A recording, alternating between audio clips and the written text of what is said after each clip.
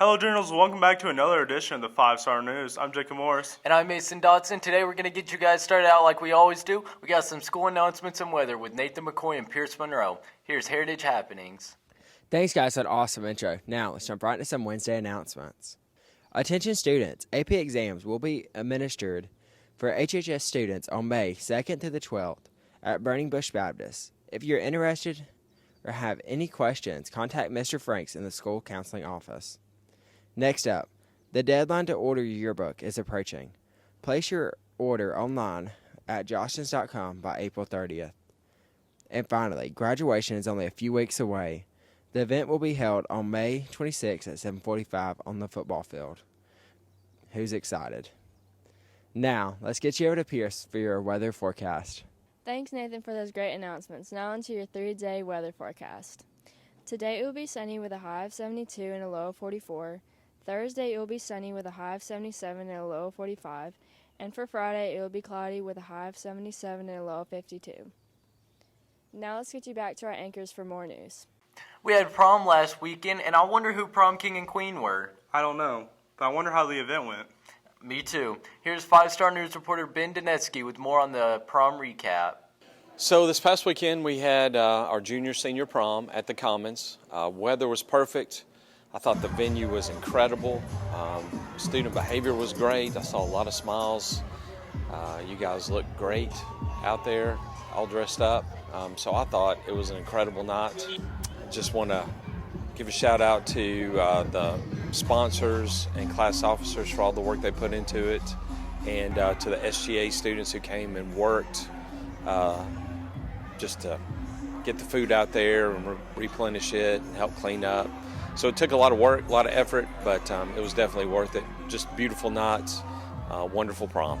Let me get a drum roll, please. Ladies and gentlemen, your king, Daniel Motter.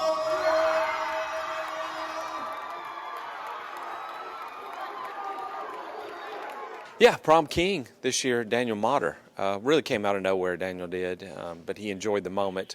Sydney Bell, she's heritage royalty. She's got a couple of crowns.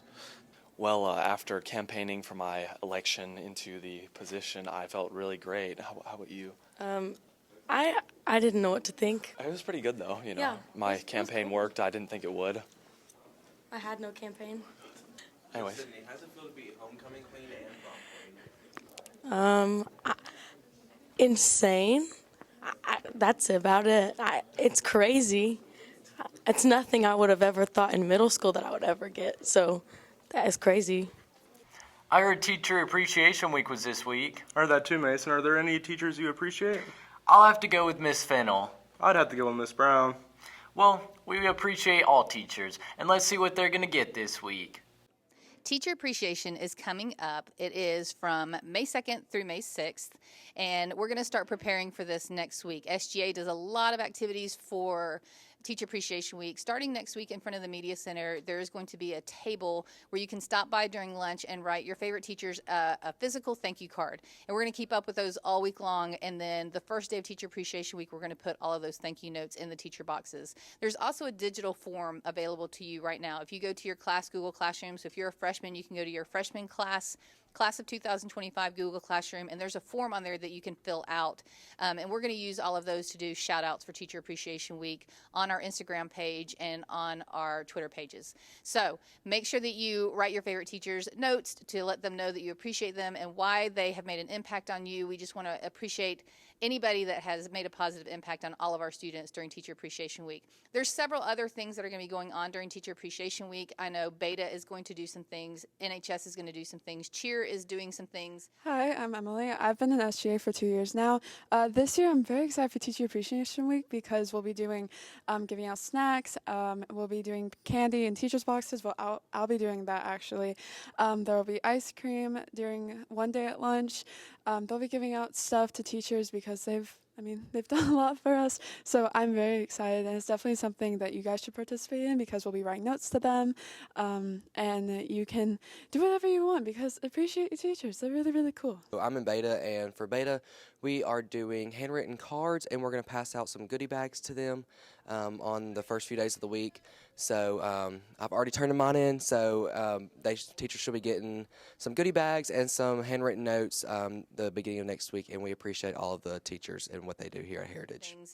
There's going to be daily drawings, there's going to be gifts given to people, there's going to be ice cream sundaes at lunch, there's going to be candy in teachers' boxes. It's a great week for teachers to let them know how much we appreciate all the work that they put in during the school year, and we have this every year, and it's just a great week. So make sure that you take advantage of all the things that are available for students to appreciate teachers, especially if you have that one teacher that means a lot to you. You want to make sure that they get recognized, and you want to make sure that you use the opportunity to let them know why they mean something to you and how they've impacted your life. It looks like the Here to Career classes had a surprise speaker recently. I heard that it was Coach Kraft's daughter. I wonder what the speech was about and what they learned. I'm not sure. Let's find out. Have to write up all this stuff about, answering the long questions that they ask. If you do something and you... So I did a presentation on the careers in healthcare and kind of the pathway to those. Hopefully students took away that medical professions are attainable. There's a bunch of different types beyond physician and nurse, which I feel like are the most common ones that people think about, and that you can do a lot of different things within that. You just have to start thinking about what to do to prepare for those careers. Whereas the pharmacist is the doctor portion of the pharmacy that kind of makes sure that all the prescriptions are correct and fills them. And then well, it was really great to see Caitlin Kraft come back to HHS. She graduated in 2015, and in 1 week she graduates as a medical doctor, and so we are so proud of her. But she really gave our students some good insight into what it takes to go, not just to be a medical doctor, but she talked about lots of different medical disciplines like being a nurse or working in radiology or respiratory therapy. Well, Miss Kraft, she taught a lot about medical careers, and she knew a lot about everything, even though that she was only one of the things that she taught us. And I learned a lot about ways to go to get a job in the medical field, and there's several ways than just one. She gave them some good tips about finances, how do you pay for all of this, and applying for scholarships, and also about living on campus and how to pick your roommates, and just good info. I did undergrad in 3 years because I did some dual enrollment in my senior year of high school, and so that was a whole less year of college that I didn't have to pay for. You remember the story we did about the new FFA items for sale? Oh yeah, I wonder how that went, and I wonder what items they have left. It went amazing, and there's a new Mother's Day sale available now. Really? Maybe I'll have to get something for my mom. Anyways, here's Ethan and Penner with more on the report. All right, so we had a fantastic plant sale 2 weeks ago. We are actually selling on Tuesday after school from 3 to 5 p.m. That'll be our last day of our sale. If you're interested in what we've got left, we've got plenty of geraniums. We've got a bunch of peppers, too many peppers, so we'll cut you a deal on the peppers. We've got herbs and things like that. The greenhouse will be open on Tuesday afternoon after school. That's April 26th. But we had a fantastic spring sale, and we are thankful for everybody's support, and we can't wait to grow more plants next year. All right, everybody. Thanks for coming out and supporting the Heritage Greenhouse sale. This sale benefits the greenhouse. It goes right back into the greenhouse for the next year. So our spring plant sales so far this year has gone really well. We made a lot of money. But we have another plant sale coming up this Tuesday after school until about 5 p.m. We're gonna get the last of the plants. We're likely to sell out, so you want to get there early. And then we have our Mother's Day sale. We'll be selling Mother's Day arrangements with the leftover plants sometime before Mother's Day. Me and Jake are going to go ahead and take a quick break, but stick around because after the break, the guys will get you caught up on sports. That's right, they'll have soccer, baseball, tennis, and the three-point shootout. But stick around because sports is next. Well, hello there, ping pong fans, and welcome to the NPP Talk Show. And today, we've actually got quite a special prize for you, don't we? Oh yeah, most definitely. For you see, we're actually going to be taking a trip down memory lane with this book here. I was never good with books. I didn't like reading them. Well, that's understandable. But you see, this is actually a yearbook, and truly, it can help you at ping pong. Well, the only thing that ever helped me at ping pong was training you to be good at it because I wasn't. Yeah. You see, this will actually take a trip down memory lane too, won't it? For you see, this is the 1988 yearbook, which happens to be the year I won my first ping pong championship. By defeating several opponents, including me at Yes. the very end. Now, Let's take a look at that when we come back.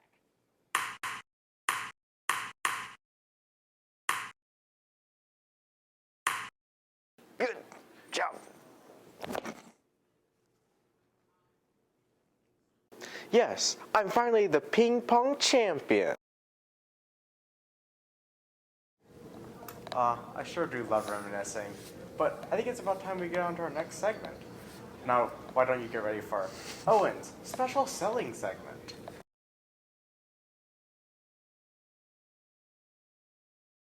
Time is running out to order your yearbook. Order it by April 30th online at jostens.com.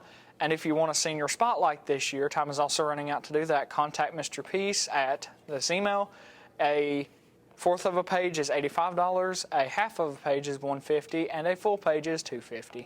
Welcome to sports, everyone. Alex and Andy here for you, and we are jumping right into sports with news about our girls soccer team.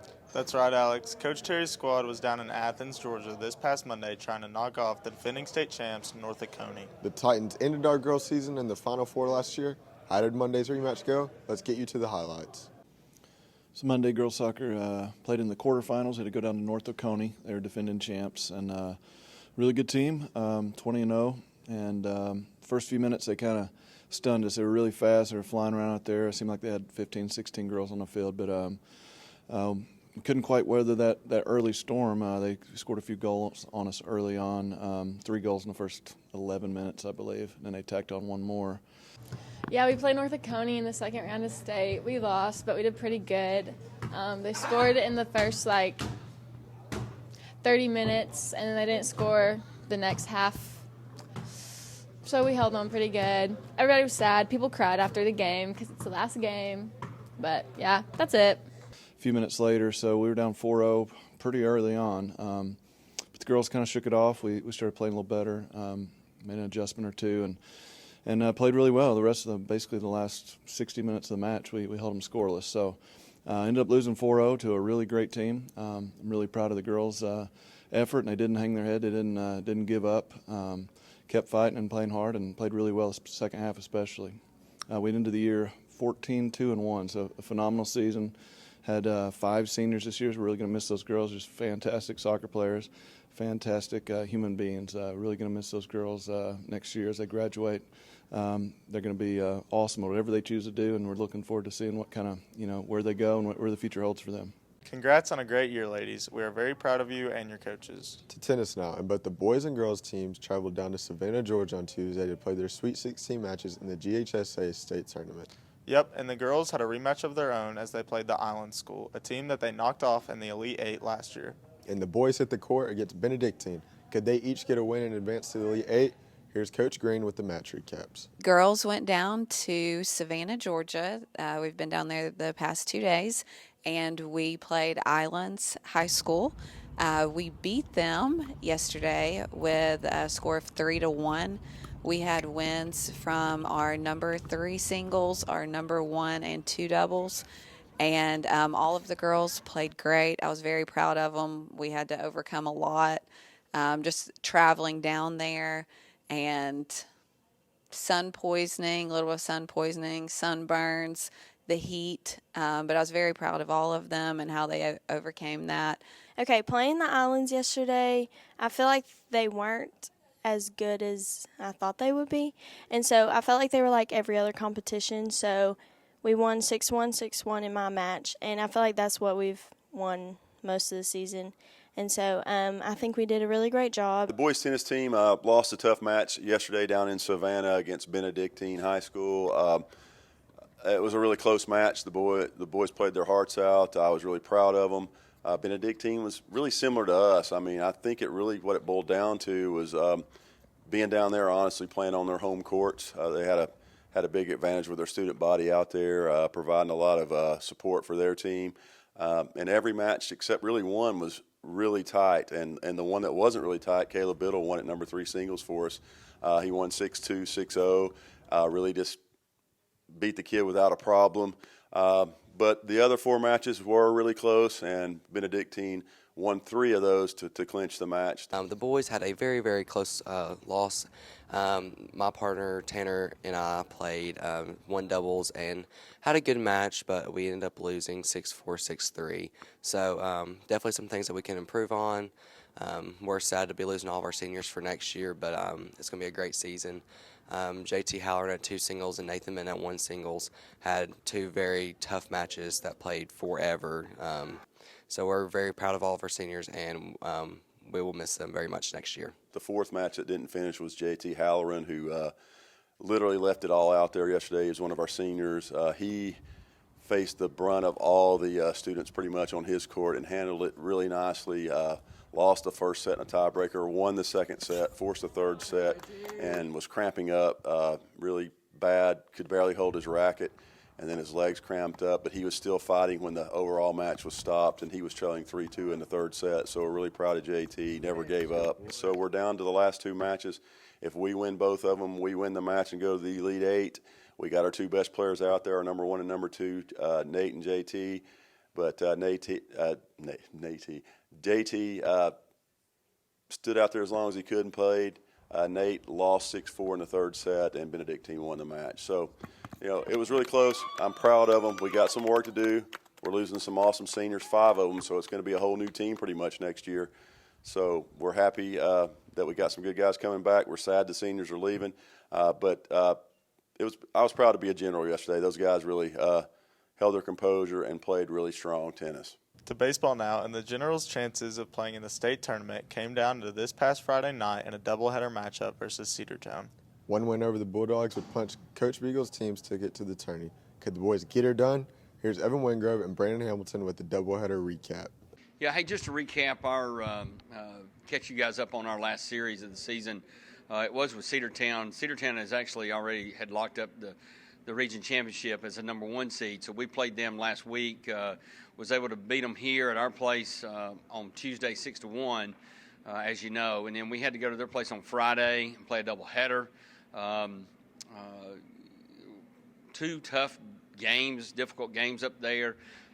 Gave up a lead early in the game on game 1. Guys kind of battled back. J.C. Armour was on the mound for us.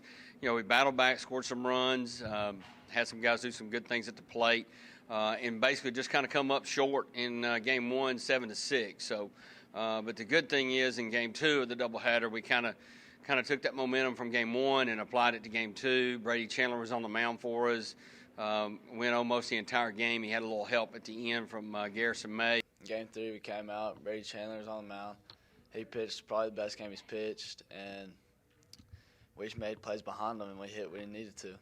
But, we had some guys do some good things at the plate for us. Gage Shaver hitting a 2-run home run to kind of put us up 2-1 in the game. We had some other guys have some good at-bats as well, and kind of stretched that lead out to 4-1. And got it all the way out. Scored 3 more in the top of the 7th to make it 7-1. And then, they're not the region champions by accident, and they're a tough team, and they battled back and scored some runs in the bottom of the 7th inning. And like I said, we were able to hold on to that win and win 7-6 in that second game, which really meant we took 2 out of 3 from the region champions, which nobody did all year. So that really is what locked us into the state playoffs. So I was really proud of our guys' effort. Their mentality and their approach of how they handled last week and that challenge in front of them. So, like I said, that locked up our number 4 seed for the state playoffs, and we'll be headed to Hampton on Wednesday for the first round of the state tournament. Moving on to an epic matchup in the three-point shootout tourney that's taking place today. That's right, Anderson. This matchup puts our very own Bobby Hunt and his partner, Sajad, against Bobby's former partner, Jimmy J and Carson Green.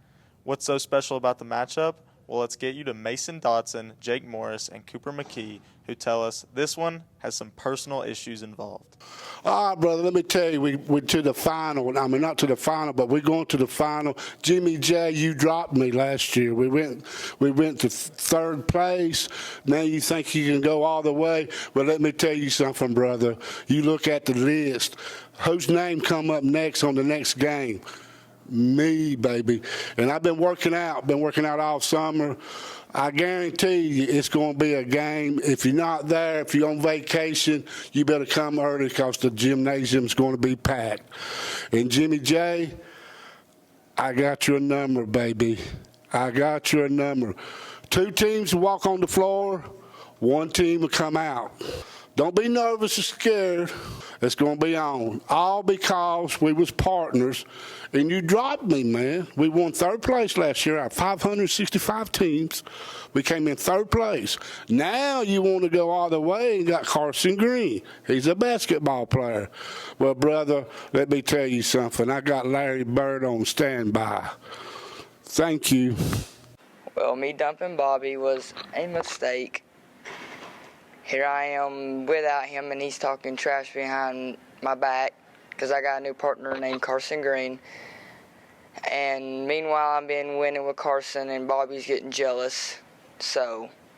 But the split up me and him had was not on purpose. It was because of I wanted to win this year and win my first 3-point at the end of my senior year. So he's mad about it, and I can't help it. I am sorry, but this is how it's going to be. Thanks for sports, you guys. We're going to go ahead and move you guys on now to some of our favorite entertainment segments. Yeah, we're going to get you started with a classic, but a good one. We're going to get you started with HHS Cool Rides. That's right. And I wonder who they have this week. Let's find out.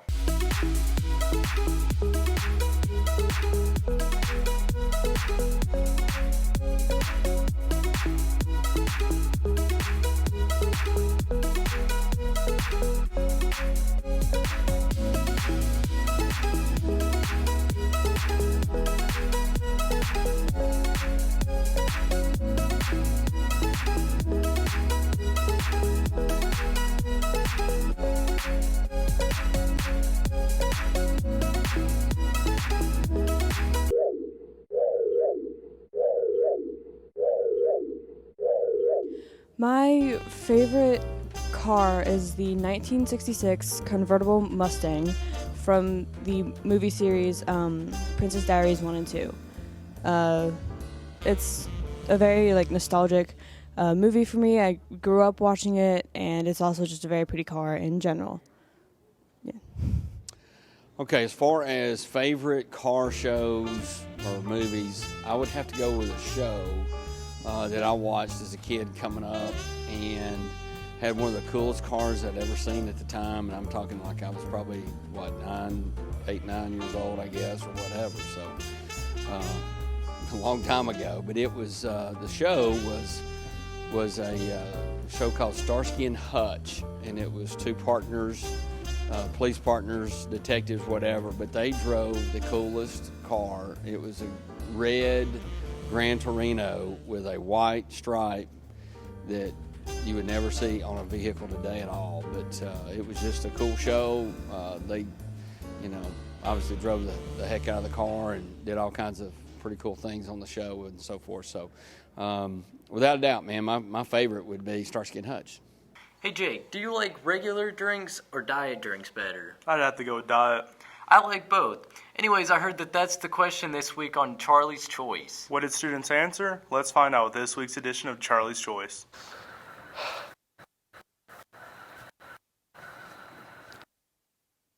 Oh, good heavens! It's a space Coke.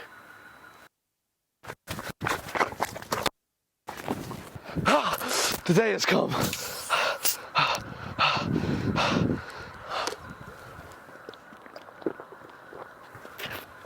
We're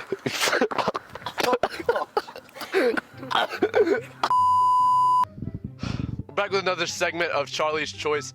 I prefer Space Coke Zero because I'm on a little bit of a diet and it tastes good.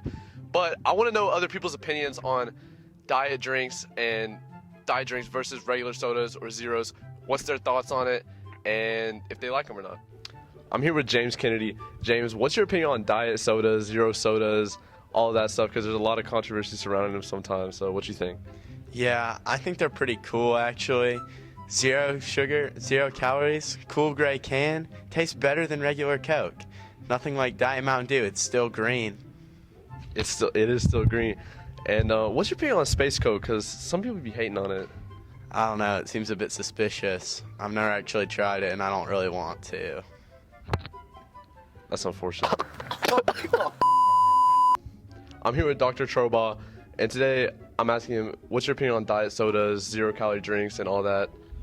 So I'm more of a diet soda person myself. I really don't like regular sodas, not for any other reason other than they're too syrupy. Like there's too much syrup, too much sugar kind of taste in it for me. They say there's some research out there that says that people who drink diet sodas actually gain more weight as a result, but I look at it this way. I'm going to consume the calories either way. I would rather consume them in my food than in my drink. So because I prefer the diet soda for the syrupy issue, I drink diet sodas. I fully agree with everything you just said, but is there, a lot of people say like, oh, these drinks can cause cancer or a lot of other obesity and all that. Right. Do you think that any of those claims could be true or? Well, I mean, you consume enough of anything in enough quantity, it'll cause cancer or another problem. So, yeah, I think that's fair. I think that some people are going to get kidney stones and some things like that. So I really try to balance my diet soda consumption with my water consumption. So I drink a lot of water. Excuse me, I'll drink a lot of water as well. And so I try to balance that to try to keep my system in good shape.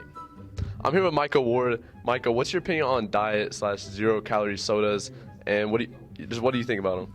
I think it's a very healthier option in case you're trying to, lose weight and, get better options than sugar drinks.